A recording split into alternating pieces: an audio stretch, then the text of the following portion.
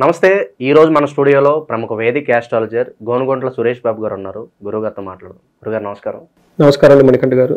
గురుగారు, మార్చి నెల 2025 కుంభరాశి వారికి ఎలా ఉండబోతుంది? ఎలాంటి రెమెడీస్ చేసుకోవడం ద్వారా మంచి ఫలితాలు ఉంటాయంటారు?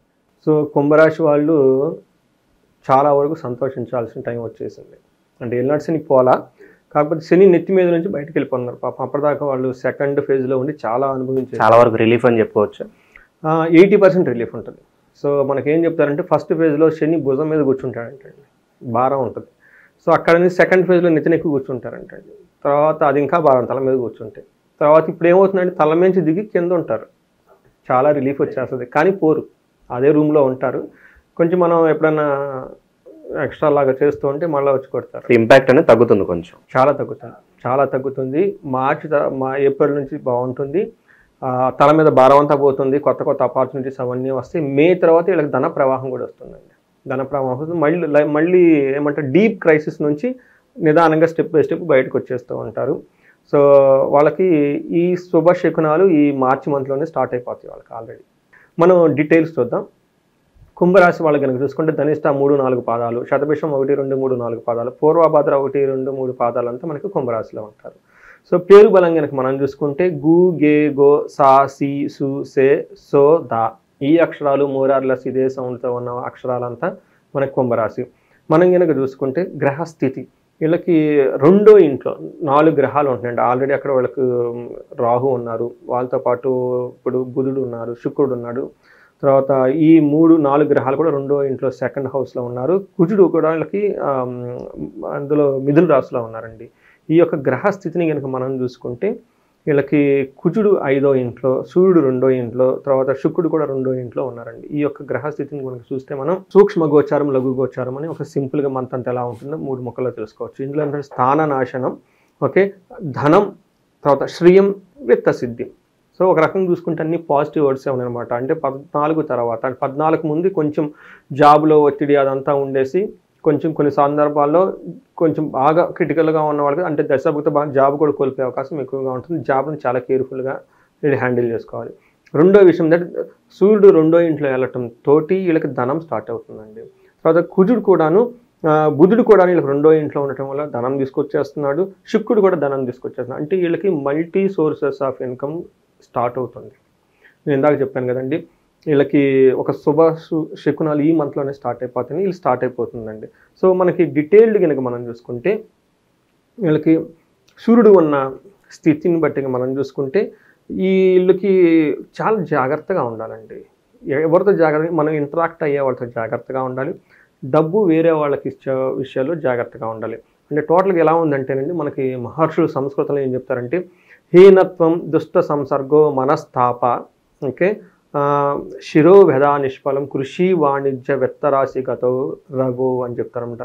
రవి గనక 2వ ఇంట్లో ఉంటే ఏంటి అంటే హీనత్వం దుష్ట సంసర్గో, అంటే వీళ్ళకి నీచ బుద్ధి కలిగి దుష్టులతో సమాసం చేసే అవకాశం ఎక్కువగా ఉంది. ఇది వీళ్ళ చేతిలో ఉన్న పని అండి.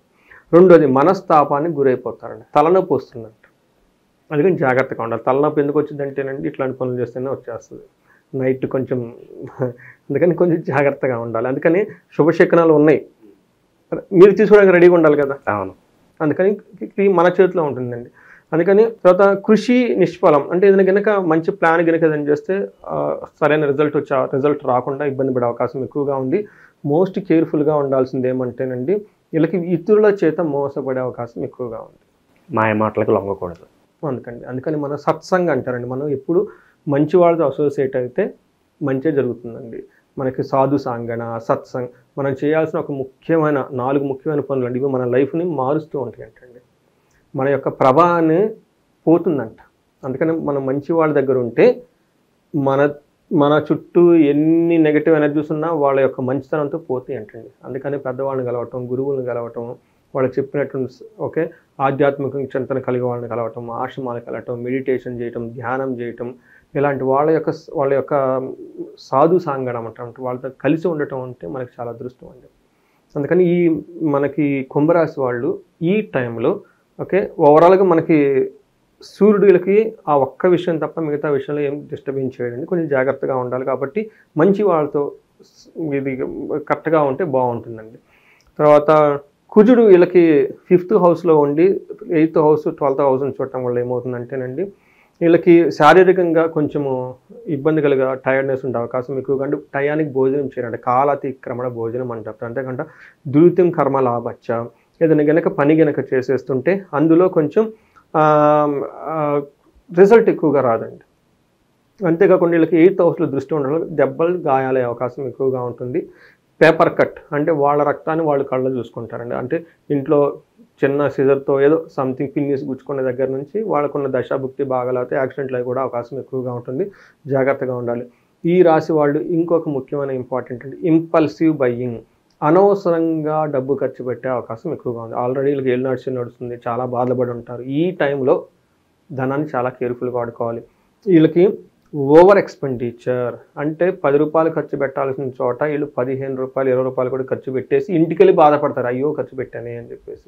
అందుకని వీళ్ళకి చాలా విషయాలు కేర్ఫుల్గా ఉండడం ఎంతైనా అవసరం. అయితే వీళ్ళకి కొంతలో కొంత శుక్రుడు బాగా యోగ్యతనిస్తున్నాడండి. శుక్రుడు ఎలా యోగ్యతనిస్తాడంటే కుటుంబ సౌఖ్యం, ఆరోగ్యం, స్త్రీ సల్లాప యశస్కరం, దేహ సౌఖ్యం, వస్త్రలాభో, ద్వితీయ స్థానగో భృగు అని చెప్పేసి మనకు సంస్కృతంలో చెప్తారు మహర్షులు. కుటుంబ స్థానం కనుక సౌఖ్యంగా ఉంటుంది, ఫ్యామిలీతో బాగుంటారు, ఆరోగ్యం బాగుంటుంది, స్త్రీ సల్లాప యశస్కరం అంటారు. అంటే వీళ్ళు కనుక లేడీస్తో కానీ ఇలా జెంట్స్ అయితే లేడీస్ అయితే జెంట్స్, లేడీస్ అయితే జెంట్స్ వీళ్ళు కనుక మాట్లాడుకుని ఏదైనా అభిప్రాయ భేదాలు ఉంటాయి ఇంట్లో కానివ్వండి బయట కానివ్వండి, అవన్నీ గొడవలు కానివ్వండి ఉంటే సర్దుమడిగి చక్కగా ఒక మంచి యాటిట్యూడ్తో చక్కగా ముందుకెళ్ళి అనుకున్న పనులు సాధించుకునే అవకాశం చాలా ఎక్కువగా ఉంది. దేహ సౌఖ్యం, వస్త్రలాభం. చూడండి ఈ రాశి వాళ్ళకి మనం కనుక చూస్తే ఫస్ట్లో ఒక దుష్ట సంగత్వం, నెగటివ్ లేజినెస్ ఇవే ఉన్నాయి కదా, మిగతా అన్ని విషయాలు చాలా బాగున్నాయండి. గురుగారు మరి ఏ నక్షత్రాల వాళ్ళకి ఎలా ఉండబోతుంది రాశి వారికి? మనకి అంగగోచారం అన్న ఒక కాన్సెప్ట్ మహర్షులు ఇచ్చారండి. ఇందులో మనకి కనుక చూసుకుంటే నక్షత్రం వైజ్ మనం చూసుకోవచ్చు. అందులో ధనిష్ట, శతభిషం, పూర్వభాద్ర నక్షత్రాలు ఉన్నాయండి. ఇందులో ధనిష్ట నక్షత్రం వాళ్ళు కనుక చూసుకుంటే 3 విషయాల్లో చాలా బాగున్నాయండి. ఒకే ఒక్క ఛాలెంజ్ ఉంటుంది. ఏ విషయంలో బాగుందంటే ఐశ్వర్యం, ధనలాభం, ధనలాభం. ఒక్క విషయం కేర్ఫుల్గా ఉండాలి, ధనహీనత అంటే సరైన ధనం కూడా రాకపోయే అవకాశం ఎక్కువగా ఉంది. శతభిష నక్షత్రం వాళ్ళకి అద్భుతంగా ఉంది. యాక్చువల్గా ఎంత క్లీన్గా నాకు రీసెంట్గా కాల్స్ కనుక చూసుకుని శతభిష నక్షత్రం ఎక్కువ కాల్ చేస్తూ ఉంటారండి. కానీ మనకి ఇందాక చెప్పినట్లు శుభాశ ఎక్కువ వాళ్ళకి ఈ మంత్ నుంచి స్టార్ట్ అయిపోతాయి. అందులో భాగంగా శతభిష నక్షత్రం వాళ్ళకి ఐశ్వర్యం ఉంటుంది, జయం ఉంటుంది, ధనలాభం ఉంటుంది, మృష్టాన్న భోజనం ఉంటుంది, చక్కగా ఉంది. తర్వాత పూర్వభద్ర వాళ్ళకి ఐశ్వర్యము, జయము, సంపద, మృష్టాన్న భోజనం. నక్షత్రం ప్రకారం కనుక చూసుకున్న, సూక్ష్మ గోచరం ప్రకారంగా చూసుకున్న వీళ్ళకి చాలా బాగుంది. సో మిగతా ఈ గ్రహాలు ఎంత అనుకూలంగా ఉన్నా మీరు కూడా అనుకూలంగా ఉండాలి. ఈ రాశి వాళ్ళు ఉదయాన్నే లెగటం, యోగా చేయటం, మెడిటేషన్ చేయటం, సూర్య నమస్కారాలు చేయటం, తర్వాత శివుడికి అభిషేకాలు చేయించుకోవటం, ఇలాంటివి కనుక చేస్తూ ఉంటే బాగుంటుంది. అందులోనూ వీళ్ళకి దుష్ట సంసర్గం అని చెప్పుకున్నాను కాబట్టి అండి, ఆ కంపెనీ వదిలేసి చక్కగా ఆశ్రమం కానివ్వండి, మఠాలు కానివ్వండి, బయట పుణ్యమూర్తులు ఎవరైనా ఉన్నా కానీ, తర్వాత మనకి యూట్యూబ్లో చాలా మంచి మంచి గొప్ప వాళ్ళ ప్రసంగాలు వచ్చేస్తూ ఉంటాయండి. మనకు కూడా తెలుగులో అద్భుతంగా చెప్పేవాళ్ళు చాలామంది ఉన్నారు. ఓకే, వాళ్ళవి పెట్టుకొని కొంచెంసేపు ఏదన్నా పురాణాలు కానివ్వండి, మహాభారతాలు కానివ్వండి, ఏదన్నా మంత్రం గురించి విశ్లేషణ కానివ్వండి, ఇలాంటివి చేస్తూ ఉంటే వాళ్ళకి మైండ్ అటు సైడ్ డైవర్ట్ అవ్వకుండా ఉండేసి బాగుండే అవకాశం ఎక్కువగా ఉంటుందండి. గురుగారు ఇంకా మెరుగైన ఫలితాలు పొందడానికి ఎలాంటి రెమెడీస్ చేసుకుంటే బాగుంటుంది అంటారు కుంభరాశి వారు? వీళ్ళకి అంతా బాగుందండి. బట్ ఎవరైనా కనుక ఏదైనా కనుక బాగా ప్రాబ్లమాటిక్గా ఉంటే వీళ్ళకి ఏలినాటి శని అయిపోతుంది కాబట్టి నేను మన 2024 రాశి ఫలాలు చేశానండి. అందులో ఉగాది రాశి ఫలాలు కూడా చేద్దాం. అందులో టోటల్ డీటెయిల్డ్ ప్రిడిక్షన్ కూడా పరిహారాలు కూడా చూద్దాం అయితే ఎలా చేయాలి. బట్ ఇప్పుడు కనుక ఈ మంత్ కనుక ఎవరైనా ధనహీనత, ధనంతో బాధపడుతూ ఉంటే కుబేర పాశుపతం కనుక చేస్తే ధనం వచ్చేస్తుంది. అంతేకాకుండా వీళ్ళు కుజుని వల్ల ధనహీనత వచ్చే అవకాశం ఎక్కువగా ఉంది కాబట్టి వీళ్ళు 1 కేజీ కందులను దానం చేసిన, అంతేకాకుండా కుజునికి అధిష్టాన దేవత సుబ్రహ్మణ్యేశ్వర స్వామి దర్శించుకున్న చాలా బాగుంటుంది. అంతేకాకుండా వీళ్ళకి సంపదలు, ఐశ్వర్యం వచ్చే అవకాశం చాలా ఎక్కువ ఉంది కాబట్టి ఒక రకంగా వీళ్ళు ఎక్కువ సార్లు మనకి లక్ష్మీనారాయణని దర్శించుకుంటే చాలా బాగుంటుంది. తిరుపతి వెంకటేశ్వర స్వామిని విజిట్ చేసుకుని చాలా బాగుంటుంది. విష్ణుమూర్తికి సంబంధించిన ఎందుకంటే వీళ్ళకి ధనలాభం బాగుందండి. అది కూడా బుధ గ్రహం వల్ల వస్తుందన్నమాట. బుధునికి అధిష్టాన దేవత శ్రీ మహావిష్ణువు. అందుకని చెప్పేసి మనకి ఏయైనా వైష్ణవ దేవాలయాలు విజిట్ చేస్తే చాలా బాగుంటుంది. మనకి బెంగళూరులో హైదరాబాద్లో ఉన్న కనుక వాళ్ళు ఎవరైనా కనుక ఉంటే మనకి బెంగళూరు నేషనల్ హైవేలో హైదరాబాద్ నుంచి ఒక 30 కిలోమీటర్ల దూరంలో పెంచర్ల అని ఒక గ్రామం ఉందండి. అక్కడ స్వయంభువుగా అనంత పద్మనాభ స్వామి ఉన్నారు. ఎందుకంటే ఈయన విష్ణుమూర్తి. అక్కడ మహాలక్ష్మి అమ్మవారు కూడా ఉన్నారండి. తర్వాత ఎందుకంటే బుధుడు మనకి సాఫ్ట్వేర్ వాళ్ళని కూడాను రిప్రజెంటేషన్ చేస్తూ ఉంటారండి. బుధుడికి బాగుంటేనే సాఫ్ట్వేర్లో ప్రోగ్రామింగ్స్ అవన్నీ రాయగలుగుతారు. అలా కొంతమంది ఇప్పుడు మనకి బయట సిచ్యువేషన్ కూడా బాగలేదు. కొంత మనకి H1B వీసాలు కానివ్వండి, లేదంటే మనకి ఫారిన్ వెళ్ళాలనుకున్న వాళ్ళకి కానివ్వండి, మనకి కొంతమంది జాబ్స్ కోల్పోవటం కానీ ఇలాంటి వాళ్ళకి గనక ఆ గుడికి వెళ్ళి ఓకే అక్కడ మనం ఏదైనా కనుక టైం స్పెండ్ చేసి ప్రదక్షిణాలు చేయటం లాంటివి కనుక చేస్తే వాళ్ళకి చాలా పాజిటివ్ ఎనర్జీ వచ్చి ధనలాభం వాళ్ళకి ఆల్రెడీ ఉందండి. ఇంకా ధనం వచ్చే అవకాశం ఎక్కువగా ఉంటుంది. మార్చి నెలలో కుంభరాశి వారికి ఎలాంటి ఫలితాలు ఉంటాయి, ఎలాంటి రెమెడీస్ చేసుకోవాలి, మీ మాటలలో చాలా అద్భుతంగా వివరించారు. ధన్యవాదాలండి.